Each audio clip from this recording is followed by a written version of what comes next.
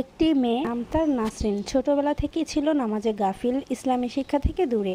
পরিবার হাজার বোঝালেও সে বলতো মরে গেলে তো মাটিতেই মিশে যাব, জান্নাত জাহান্নাম বলতে কিছুই নেই। বন্ধুবান্ধব নিয়ে মন্দ পথে চলতো, হিজাব পর্দা বলতে কিছুই মানতো না। রাতের পর রাত মোবাইল আর ফেসবুক ইনস্টাগ্রামে কাটাতো। একদিন তার মা খুব কান্না করে বলল, বেটি, দুনিয়া তো ফানি, আখিরাতের শাস্তি অনেক ভয়াবহ, তুই আল্লাহকে ভয় কর। সে মার কথায় উল্টো হেসে বলল, মা, আমি এখন বাঁচবো, এসব বুড়ো লোকের কথা, আমার লাইফ আমার রুল।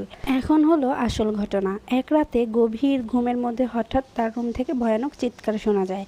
পরিবারের সবাই দৌড়ে গেল, দেখে নাসরিন বিছানার এক কোণায় কুঁকড়ে আছে, মুখ বিকৃত হয়ে গেছে, চোখ উল্টে গেছে, কাঁপছে আর বলছে, মা, মা, আমাকে বাঁচাও, আগুন, আগুন।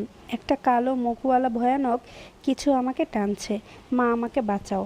মা ছুটে গিয়ে তার মাথায় হাত রাখে আর কালেমা পড়তে বলে, কিন্তু নাসরিন শুধু কাঁদছে আর বলছে, আমি পারবো না মা, ওরা বলছে আমার আমলনামা কালো, জান্নাতের দরজা বন্ধ, জাহান্নামের দরজা খুলে দিয়েছে।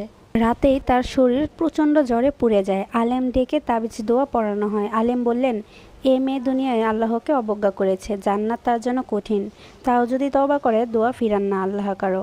শেষ রাতে সবাই যখন দরুদ পড়ে, সে কান্না করে বলে, মা, আমাকে একটু মাফ করে দাও, আল্লাহকে বলে দাও আমাকে ক্ষমা করে দিক, আমি জান্নাতে যেতে চাই মা।